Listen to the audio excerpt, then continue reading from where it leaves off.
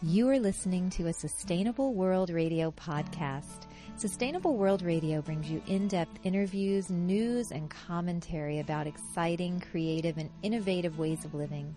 Produced in Santa Barbara, California, Sustainable World focuses on positive solutions to environmental challenges, solutions that adhere to the permaculture ethics, earth care, people care, fair share.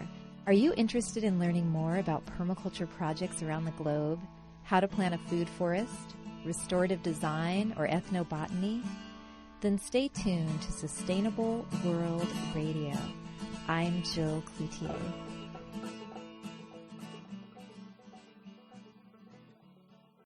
Hi, you're tuned to KCSB 91.9 FM in Santa Barbara, and I'm Jill Cloutier for Sustainable World. And my guest today is Declan Kennedy. Hello. Hello. We finally connected through the phones. Yes. This is great. Well, now let me give an intro about you, Declan, to our listeners. Yes, thank you. Declan is multi-talented. He's visiting California from his home in Germany. He's an architect, dancer, professor, city planner, mediator, healer, and permaculture designer. And Declan is also highly knowledgeable about alternative currencies and win-win conflict resolution strategies. Declan's the founding chairman of the Global Eco-Village Network Board, an advisory board chairperson of Gaia University, and Declan was the founder of the Permaculture Institute of Europe.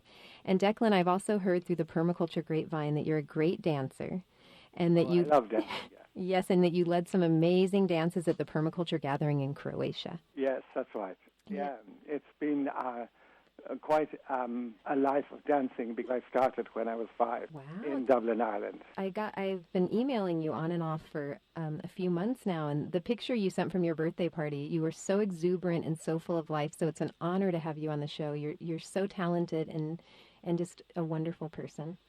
Well, I think I've been very blessed, and I've been blessed also with the opportunities of being able to use these talents and to bring them to the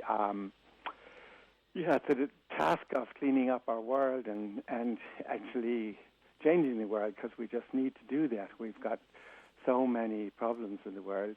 You could be depressed all the time, but that's been my Irish background, to be able to see over this depression and to work towards the solutions.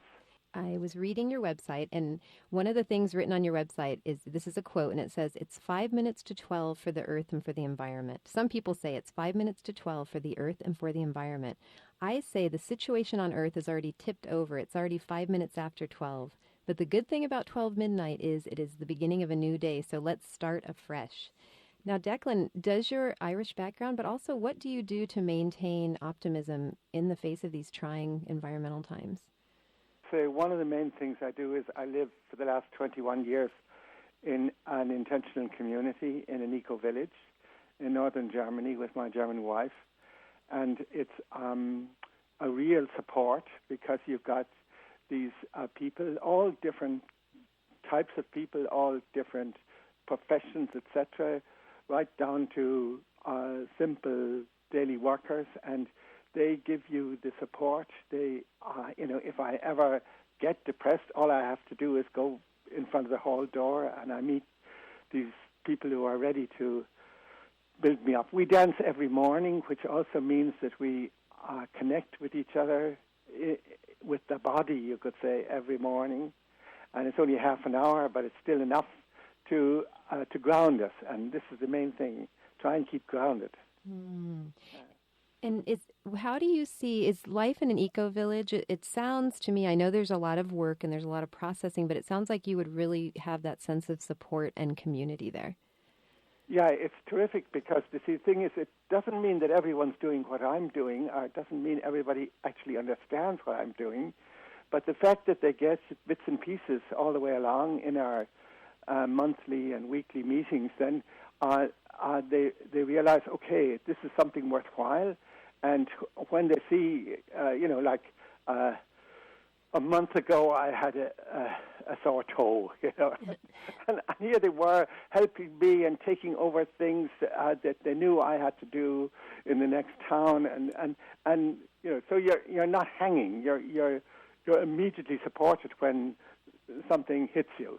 Right. So when you need, I think it's like how it used to be, at least in the U.S., when your neighbors could help you out if they knew you were sick, they'd bring you food and. Yes, experienced that too. Also in the 70s in Pittsburgh. I lived in Pittsburgh for 4 years, and I had all these neighbors who helped me the 3 days I was moving in. I didn't even know them. And this, I think this feeling is still quite a lot in the United States compared to some other countries. Yeah. And I actually feel very much at home when I come here, although I only ever lived in the U.S. for 4 years. But I have a connection immediately with the people, and I can open up and talk straight, and I don't have to be beating around the bush. And I feel that's very, very, very a good trait in this country, that you can, talk straight. Mm-hmm, just be direct. So Declan, I don't know where to start with you because you are so talented. You've been an architect, you've been a professor, you are a mediator and a healer, and you're involved with Gaia University. Where would you like to start this morning? Well, I think the most thrilling thing for me is this idea of Gaia University, because, I've been working all my life to try and help myself and help others to see the planet as something that is in need of sustainability. And all of a sudden, these two people, a woman, a New York woman living in Mexico, and an Englishman, get this idea of building up a university on action learning, on learning through doing, on celebrating people who have done decent things for the planet in their lives, and allowing them to get recognition by society by getting a bachelor's or a master's or a doctoral degree, which is sort of the yardstick often in many parts of society. And this has been really a terrific boost for me. I'm already over 70, but it's sort of brought me back to the energies of 50. And in your picture, given me a real boost of getting people going on their thing, and then getting the tip over from their own abilities to what can be done for the planet. That sounds wonderful, Declan. So what are some of the projects that these action learning types of, you can get a bachelor's or master's, what are some of the things that you can get them in through Gaia? Well, you can do it in a sort of a more traditional way of actually doing a project in permaculture or in a peace park or something like that. But you can also get it in most unusual ways, like this one woman who's doing she's doing a program on Kids to the Country. She's just documenting this Kids to the Country program and what effect it's having on those kids, and how it would be really good for city kids to have an opening in the country once a year or once every 2 years, etc. And she's doing that, and while she's doing this program, she's documenting it and reflecting it, and then because she has so much life experience, she can actually get her master's within 1 year. Wow. That sounds so it's almost like it's validating a lot of the work that we've all been doing for years, but it's validating it in the mainstream with the master's or bachelor's degree. Exactly. And it's also supporting these people who might be, uncertain if the thing that they're doing is any use. Mm-hmm, and the fact that they reflect it with support. We don't have professors. We have only advisors. And the student, we call them associates, the student is the king. The student is the person who decides his or her learning path. And the advisor, both the process advisor and the content advisor, they come in and they support monthly all the way along. So that you can be living actually out in the boondocks, and you can still do a master's degree in 2 years, or if you have a lot of life experience, in 1 year. How would one go about finding your mentor or the person that's going to be advising you? Well, that's where Gaia University helps, and they are organizing regional centers all over the U.S. Well, at the moment it's only 3, but it's going to be working out to maybe 10 or 12. And then also in Spain, in Germany, in Portugal, in Nepal, in Brazil, etc., etc. This is all working up slowly over this next year, and we'll be really going by summer next year. Wow. Declan, that sounds amazing. We already have 41 students, and they're at it, and part of them are at it to build up these centres, and while they're building up these centres, they are earning, again, a degree. Is permaculture linked to Gaia University in any way? Yes, quite a lot. In point of fact, you could say it came out of permaculture. The guy who organized the permaculture education in Great Britain and who actually put it into an orderly way so that people could really get it and do it and get some sort of a qualification at the end. He was the guy who went to the accreditation board in the UK and actually asked them if they couldn't work with him on making action learning into a sustainability degree. Anything that has to do with sustainability, if it's landscape or if it's actually gardening or if it's work in a forest, but also sustainable waste management, anything at all, you could say, that has to do with keeping us surviving on this earth. Well, and they said not only yes, please, but they said, we'll help you. Wow. And they actually are supporting him, and it's the part of the accreditation board that was done through the International Managers Association, who are supporting us and helping us. So we have a direct connection with managers who are doing projects in their own business and getting recognition for these projects in form of a bachelor's or a master's degree. They have been doing this for about 20 or 25 years in UK, and so they said, okay, we'll help you with sustainability. Declan, that sounds like an idea whose time has come. There's such a need for that, to have people get credit and to do this work in earth restoration.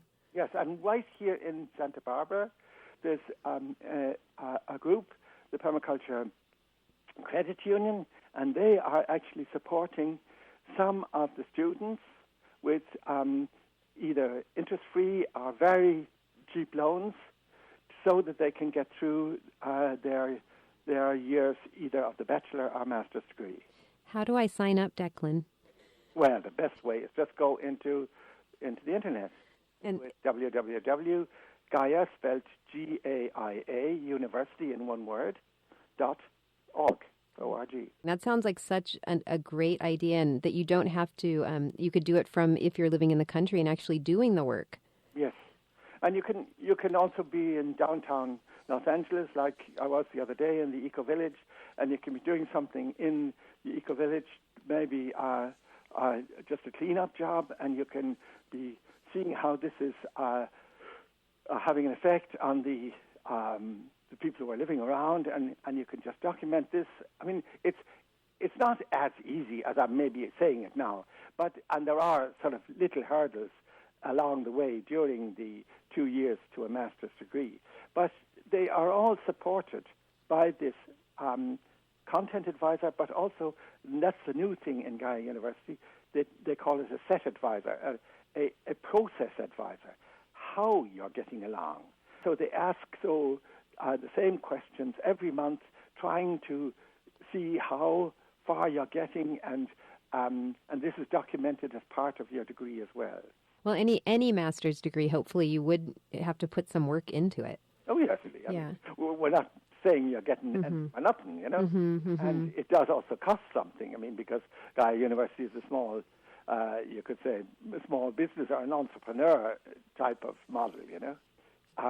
We have a couple of, as I said, you know, Permaculture Credit Union is supporting us, but there are all sorts of others. Like there's 2 foundations in Germany supporting the German regional group to get it going. But we don't want to be all the time working on fund raising, but more on fund earning. Yeah. And I actually looked up the costs online when I was researching this, and it's quite reasonable. Yes, do you find that? Yes, definitely. Yeah. I think it sounds great. It sounds like it's really going to fulfill a need, because I know so many people that want to do work in sustainability, but they don't quite know where to put themselves in it. Yes. So I think that sounds great. Yes, and then you see the thing is, within the Gaia University, each applicant gets into a little guild of 3 or 4 people, and we say no more. Mm-hmm. And these 3 or 4 people are either right in your area, or they're accessible on telephone or Skype or something like that, and they consult among each other. Then 4 or 5 of those guilds make up a set. That's then where the set advisor comes in, but they advise on a whole set, but they also advise the individuals among them. I mean, it's a really quite a new thinking. I mean, you have to actually turn yourself a little bit inside out. Which it reminds me of permaculture, the plant guilds, and then they all fit together. And Yeah, we've got the model there. Yeah. I mean, we've got the model in nature. And we've learned an awful lot from this man, D. Hock, of the who invented the visa system, this chaotic idea, chaos and order together, and that we actually can celebrate chaos as well, part of us. Instead of fighting against it. And it's a part of nature, too. There's a certain section always in nature where there's chaos before the order comes in. Declan, has nature always been important in your life? Yes, very much, yeah. I've been working with natural systems, and I grew up beside the sea in near Dublin, and I came out of the war, the Second World War, where we had to do a lot of our own self-sufficiency in a 10-member family like you have in Ireland. It was a good beginning, and a lot of things like going out fishing and finding our own evening meal and that sort of thing. Declan, when you were little, did you ever imagine it? Are you 72, you said? That's right, yeah. Yeah, at 72, you'd be living in an eco-village and starting a sustainability university? No, I never thought of that, actually. I thought I'd be sort of cooling off, but I find that this sort of, it's not really work. It's actually work that I can do a little bit like the students in Gaia University. I can do it when it suits me. Nobody's putting deadlines on me. I'm ready to do it when I want to. I can take a day off if I need. And then, of course, the other thing that it keeps you young, because you're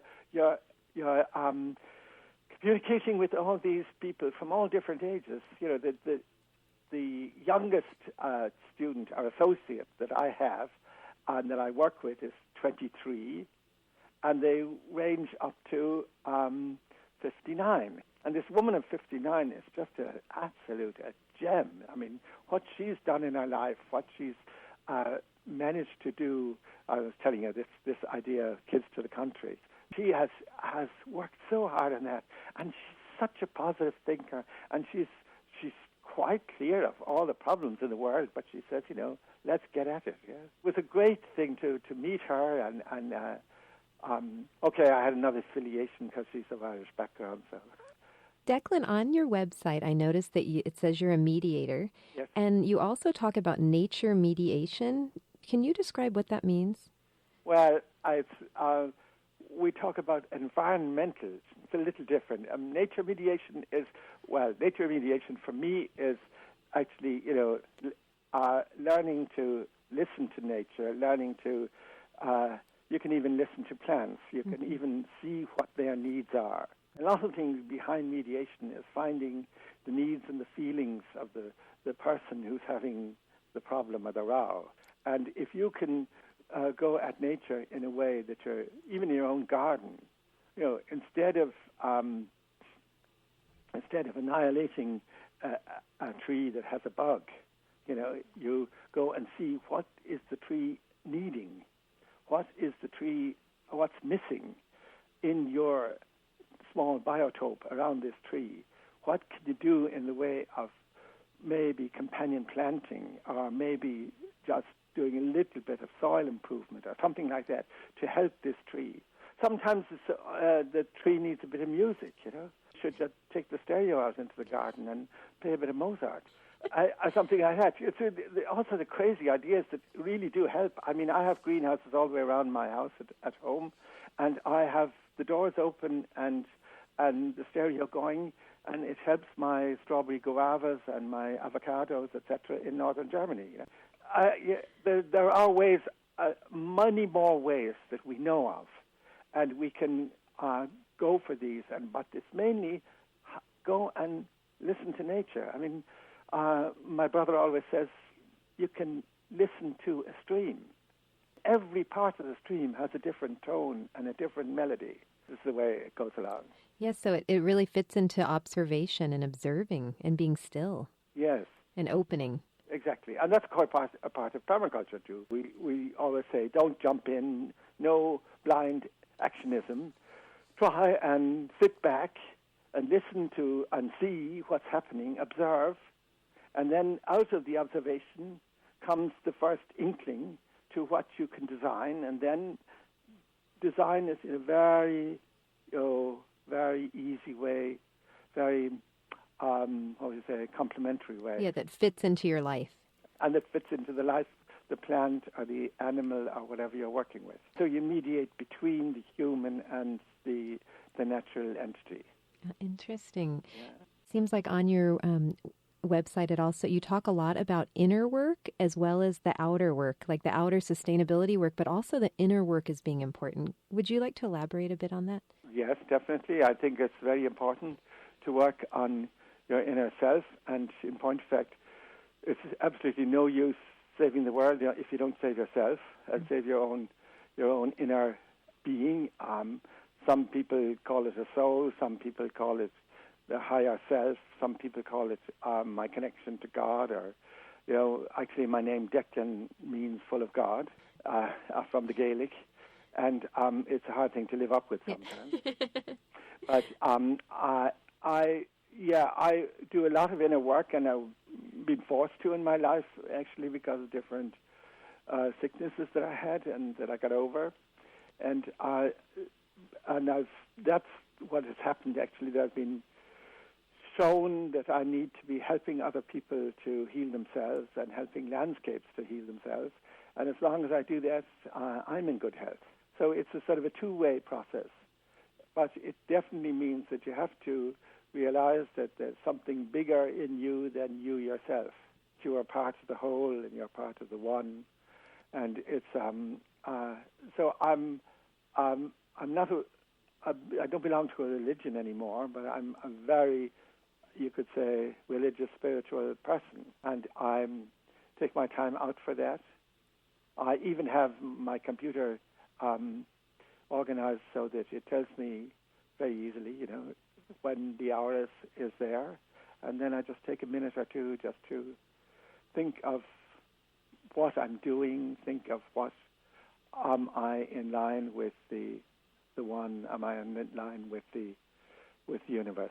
A minute or two, and then I can go on. So it's like a reminder of being present. I got the idea from this women's university in India called Brahma Kumaris.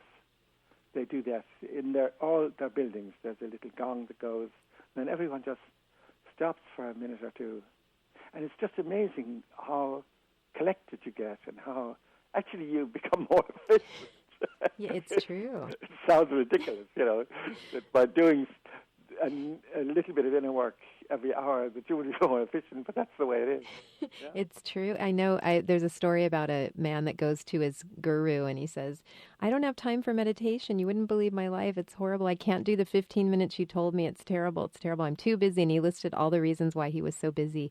And then the guru said, okay, do an hour every day. Yeah. Which getting still really can help us. Yes. Be more efficient and more present and alive, and kind of that juicy feeling we get from, especially getting in touch with the body through dance and yoga. And do you believe that a daily practice is important? Well, I say, let's not be fundamentalistic, but if I say, do it as often as you can, and trying to, and part of the dance is that too. I mean, dance is fun, but why shouldn't meditation be fun? So it is a type of meditation. We just center on our bodies, on the earth.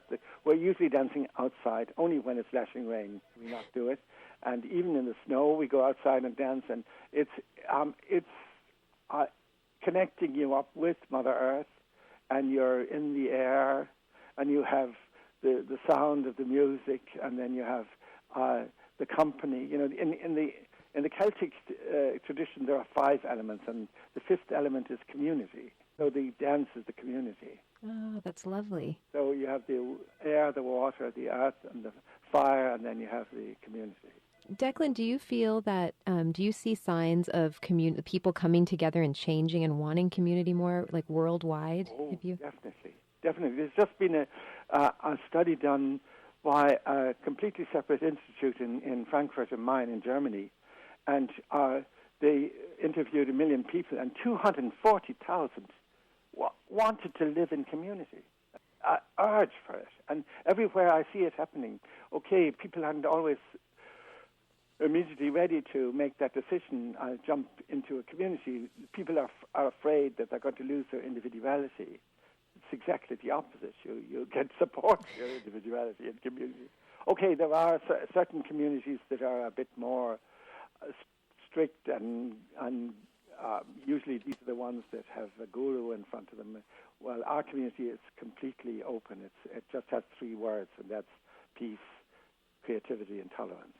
And is it on the site of an old munitions factory? Yes. Is that correct? Well, it's on the site of where the people lived for the munitions. What a wonderful transformation. It's still underground in the forest, and they're thinking of making a sort of a memorial place out of it, where you would go and think of all the awful things and the wonderful things that have happened since the war. That was, but it was where the people lived who worked in that factory, and it was then a British Army camp after the war until about 1977, and we took it over in 1985 as a group, and then it was almost a ruin, and we then did a whole retrofitting in organic, ecological way. Now, Declan, we only have a few minutes left, and I'm wondering, how do you feel that we can make, as individuals, maybe give people a couple of tips on how we can make the transition from an eco-destructive culture to one that's eco-constructive and socially just? Well, I would say, first of all, try and inform yourself of how. There are lots of ways right around the corner that you can do it, and then and begin doing it. I mean, this is the main thing, that we just don't put it off. They have to do it, or somebody else. We are responsible, to see our own responsibility in this survival situation that we're coming into, that we are already in. And even if you can't get community going in a living, intentional community, you can get community going in every suburb by talking to people, getting people working together, starting with simple things like cleanups. Lots of you are doing the first step. Now get the second step going. So I would say, I'm talking tomorrow morning in Santa Monica on complementary currencies.